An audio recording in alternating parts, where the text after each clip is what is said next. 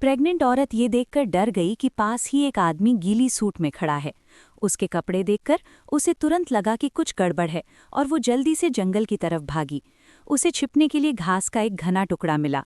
वो आदमी पहले से ही उसके सामने था, लेकिन किस्मत से वो अच्छी तरह छिपी हुई थी और उसने उसे देखा नहीं। डर के मारे उसने अपना मुंह ढक लिया। आवाज करने से डर रही थी। जल्द ही वो आदमी उसकी नज़रों से ओझल हो गया और उसने राहत की सांस ली। लेकिन थोड़ी देर बाद जब वो चुपचाप घास से बाहर निकली तो वो आदमी बिना देखे उसके पीछे आ गया। उसने ज़मीन पर एक पालना रखा और फिर उसके बगल में घुटनों के बल बैठ गया। एक औरत ने धीरे से एक आदमी के सामने अपनी नाक से मुट्ठी भर बलगम निकाला। उसने उससे जाने देने की गुजारिश की, ये कहते हुए कि उसका बच्चा पैदा होने वाला है। हालांकि उस आदमी ने कोई रहम नहीं दिखाया। जल्द ही वो पालने को जंगल से दूर ले गया, जबकि अंदर से बच्चे के रोने की आवाज़ आ रही थी। पता चला कि औरत की आंतें निकाल दी गई थीं और बच्चा निकाल लिया गया था। ये मामला 1974 में हुआ था और ये अमेरिका में भ्रूण के इंट्रायूटेराइन अबडक्शन का पहला ज्ञात मामला था। अब तक की बात करें तो एक जोड़ा गांव की तरफ गया। एक यांग का मकसद अपनी बहन को एजहेन से मिलवाना था। हालांकि उनकी ऑफिशियली शादी नहीं हुई थी, लेकिन एजहेन कई महीने की प्रेग्नेंट थी और बच्चे को जन्म देने वाली थी। जल्द ही वे बहन के कैबिन में पहुंच गए। छोटे बालों वाली लड़की, उनका गर्मजोशी से स्वागत किया गया। उसी समय एक यांग को काम पर जाने का आखिरी समय का नोटिस मिला, इसलिए वो एजहेन को आराम करने के लिए सिर्फ छोटे बालों वाली लड़की के घर पर रहने दे सकता था। उसे शाम 6 बजे से पहले वापस आने की उम्मीद थी। एजहेन छोटे बालों वाली लड़की के पीछे घर के अंदर चला गया। अंदर जाकर एजहेन को थोड़ा अजीब लगा, क्योंकि सजावट काफ़ी अजीब थी। हालांकि एजहेन ने खुद को कंट्रोल करने की पूरी कोशिश की। जल्द ही दोनों ने बातें की और धीरे धीरे एक दूसरे को जानने लगे। तभी सिस्टर जिन नाम की एक औरत वहां से गुजरी और छोटे बालों वाली लड़की से मिलने आई।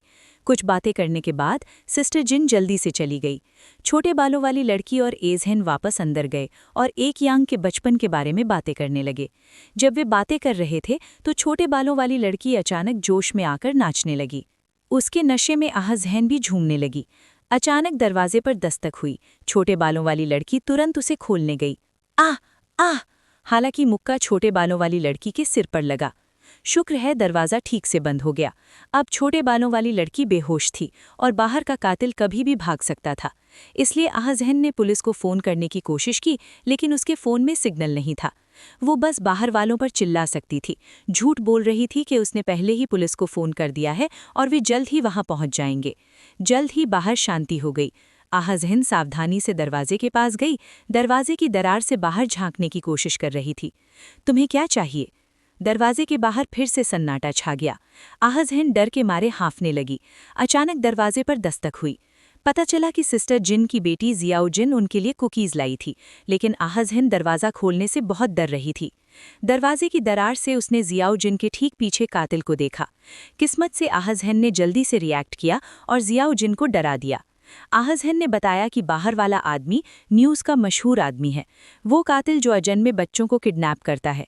वो उसके अजन्मे बच्चे को चुराने आई थी। अपनी जान बचाने के लिए आहजहन को घर के अंदर एक हंटिंग राइफल मिली। इस बीच सिस्टर जिन ने देखा कि जियाओ जिन घर नहीं लौटी है, तो वो छोटे बालों वाली लड़की के घर उसे देखने आई। लेकिन उसी समय कातिल छत पर घूम रहा था, दरवाज़ा ढूंढ रहा था। आहजहन ने जल्दी से सिस्टर जिन को जल्दी आने के लिए आवाज़ लगाई। वे जल्दी से चले गए।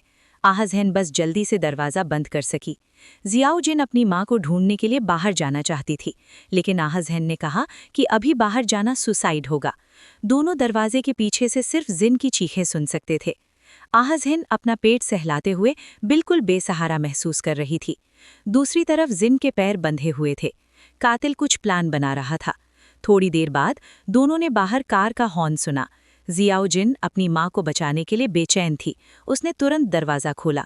उसने देखा कि जिन की गर्दन कसकर बंधी हुई थी और एक कार से लटकी हुई थी। कातिल ने जिन के पैरों के नीचे का पत्थर लात मारकर हटा दिया। जियाओ जिन उसे बचाने के लिए आगे बढ़ी, लेकिन एक बच्ची होने के नाते वो जिन को बचाने में लाचार थी। आहजहन अपने और अपने होने वाले बच्चे के डर से दरवाजे पर खड़ी हो गई, मदद करने में हिचकिचा रही थी। अचानक कातिल बगल से आया, वो उसके पास गई। किस्मत से आहजहन ने समय रहते देख लिया और घर में भाग गई। कातिल को आहजहन को बाहर निकालने का कोई और तरीका ढूंढना पड़ा। उसने अभी के लिए जिन जी की जान बख्शने का फैसला किया, क्योंकि वो अभी भी काम आ सकती थी।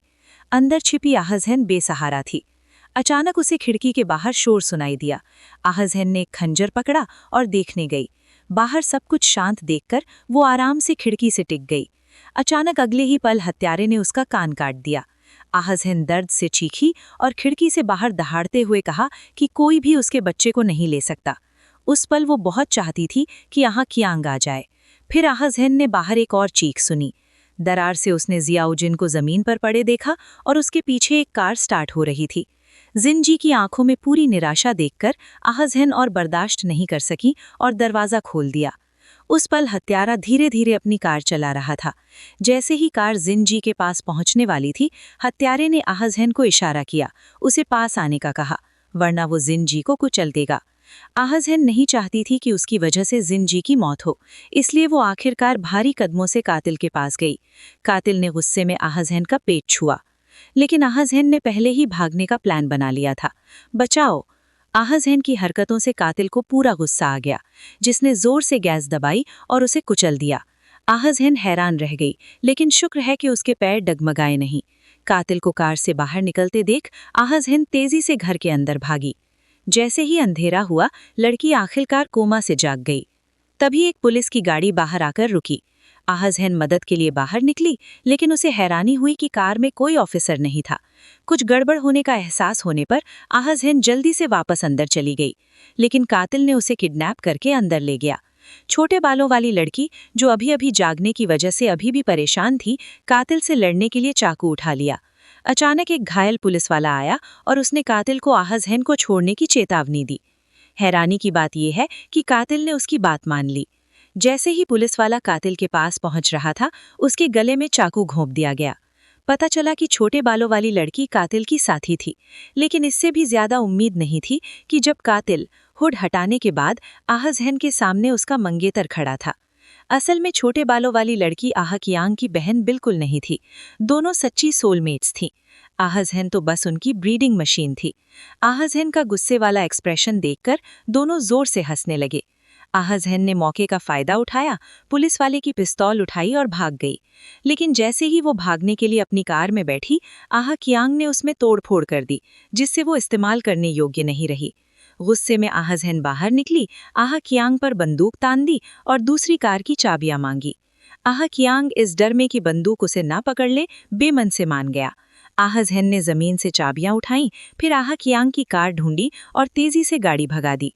लेकिन कार के 1 किलोमीटर चलने से पहले ही आह कियांग कार चोरी की रिपोर्ट करने के बाद सिस्टम ने अलर्ट किया कि इंजन बंद होने वाला है। बेसबस आहजहन को कार से बाहर निकलना पड़ा। उसने कंट्रैक्शन का दर्द सहा और सड़क पर चली, साथ ही आह कियांग के हमले से भी सावधान थी।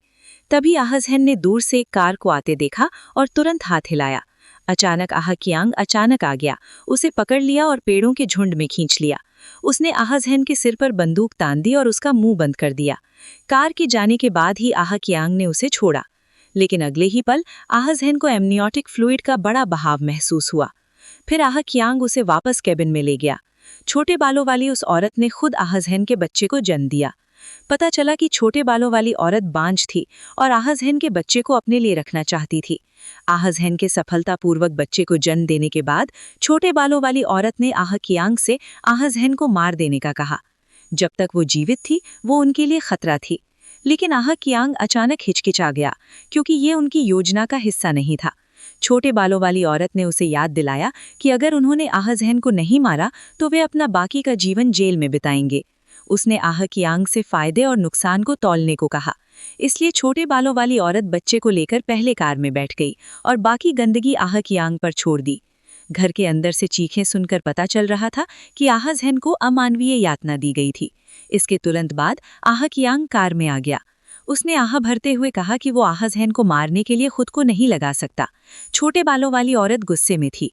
जैसे ही वो कार से उतरकर आहजहन को मारने वाली थी, आह कियांग ने उसके सामने अपनी 2 आंखें रख दी। अलविदा, हे भगवान। फिर दोनों चले गए, आहजहन को कैबिन में अकेला छोड़कर।